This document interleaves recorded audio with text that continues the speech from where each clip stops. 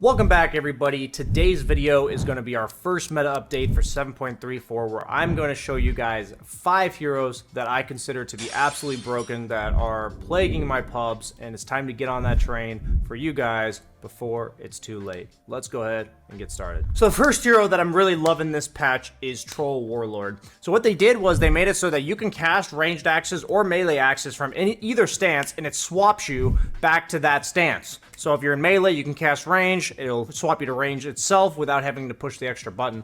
So in the past, if I was chasing in this instance and I wanted to ranged whirling axe, then melee whirling axe, I would have to push Q to swap, ranged whirling axe, then push Q to swap back, and then melee whirling axe. But instead, we can just push W, E in order to use both and swap right back to melee. So you're going to see this right now. How quick that is. It's way less clunky, and for a hero that wants to chase you down and that has always kind of just felt, like I said, clunky, like you had to swap, pew, swap, pew. It's just doonch, you know? Sound effects make everything better, as I've always believed. And so that may seem like a small buff, but it really feels good in all the fights. Now, maybe I haven't sold you yet on Troll Warlord. That's just a quality of life buff, BSJ. We have to push a few less buttons. Well, I mentioned in the patch notes review, and I'm going to mention it again. Troll is one of the primary beneficiaries of the fact that you can now BKB off Halberd. So what you're going to see here is that I'm allowed to delay my BKB usage and just react to a disarm coming out from the Huskar. And that just feels so good on Troll, as I'm going to be hitting the Huskar, he's going to use Halberd on me, and I can just BKB and hit him back.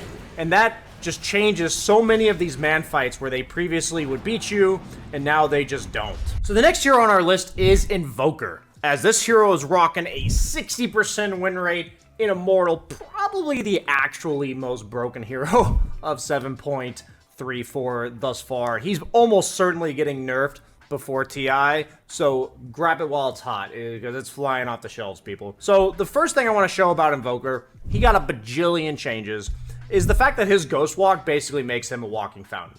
As you're going to see him get gone on by me here, and he's barely going to live, right?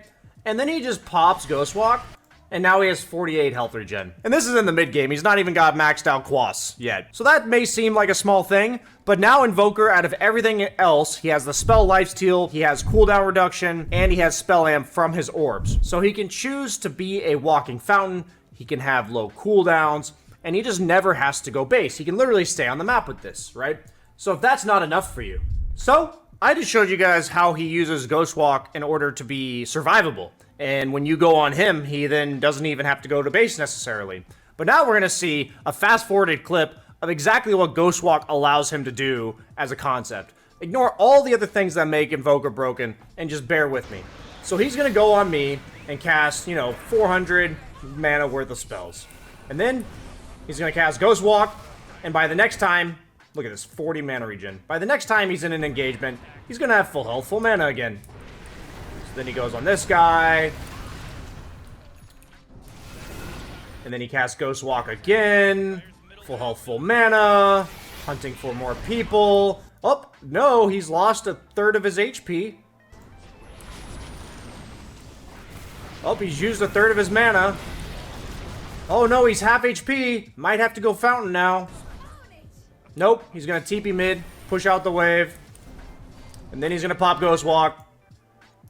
And he's going to be full health, full mana once again. So everything about this hero has allowed him to be Ghost Walked, running around the map at 500 move speed with Boots of Travel, and now he never has to go back to base. So if you imagine any hero in the Dota game that previously could make plays or farm, and then also have to go back to base, but now you can do both of these things without having to go back to base. You make plays, you can farm, and you don't have to go back to base. That is why I believe this hero has an absolutely insane win rate. So he's my number 1 on my ban list right now, and I'm just getting rid of him every single game. So next up on our broken heroes is Beastmaster. Beastmaster conceptually has always been a really strong hero, and his only concern has been his laning phase.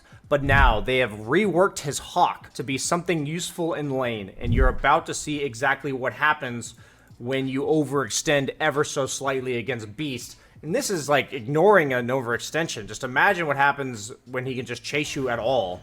So what you see is that the Hawk now circles around Beastmaster, and once every 4 seconds, dips down and roots you. So you're going to see this level 3 timing from Beast, where he's going to die. I'm full HP. Look at their resources. I'm full HP right now. No mana, no mana. And the Hawk plus Boar combo. I'm just dead. I am literally just dead. So, you're seeing it here. That's like the first case in point of how powerful this laning stage of this hero is. I'm seeing most people still go for this very standard, like Helm of the Overlord, or sometimes they'll do the Mana Boots Ags build. But this level 3 timing is absolutely insane, and it's really important that if you make use of this new meta of the Beastmaster, that you max out the Call of the Wild. For my 4th hero on the list, we have Dawnbreaker. So what I am so surprised about Dawnbreaker is that I didn't expect her meta changes to be significant at all. But what did they give her exactly? They gave her a base armor, really nice for her laning stage. They made her Starbreaker faster casting, which means it's more reliable in the early game.